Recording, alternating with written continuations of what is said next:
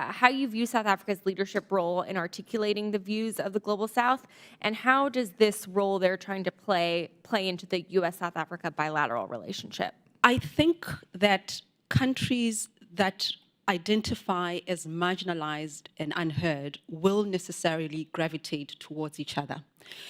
And the conversation around creating a multipolar world is not about strengthening Russia or China or India. It is about not having one country that is more powerful than the rest. We know the history. We have had bipolarity, unipolarity at the fall of the Soviet Union, and so on. So I do think that South Africa is actively seeking a world, a global architecture where everybody's voice can be heard.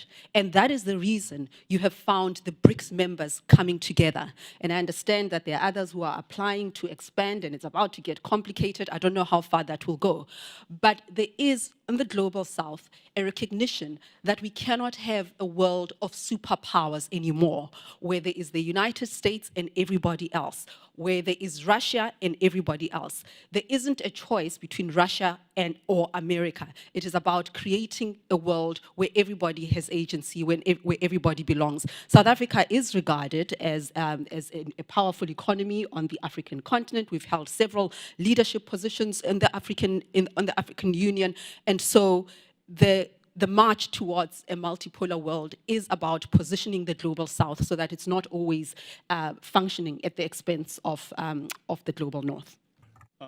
South Africa is certainly stepping forward in providing leadership in this evolution of, shall we say, a new dialogue between the West and the Global South, as you point out. And I think South Africa can provide continued leadership, as it's doing right now, as the Africa Continental Free Trade Agreement is being led by a South African lawyer, a very able one, who I think is starting to show some merits in terms of getting South Africa to be more coherent as a trading regime.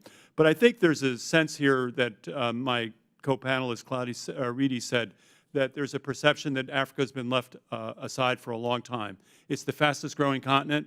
It will be a population center by 2030. Nigeria will be the third most populous country in the world. I think that there's a sense that they needed to be at the table. And I think our foreign policy has to be more nimble in being able to adapt to these new realities. Thank you very much.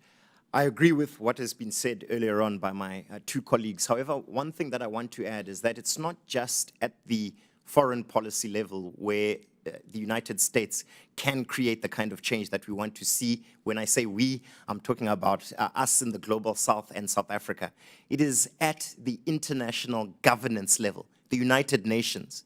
It is currently inequitable, with a few countries able to have a veto, while the majority of countries, most of them being in the Global South, not having the ability to have their views affirmed and expressed. So the United States, in supporting the reform of the Security Council and also the reform of the United Nations and other multilateral forums internationally, can go a long way in shaping a foreign policy that presents the United States as a partner for development, a partner for change and progress globally.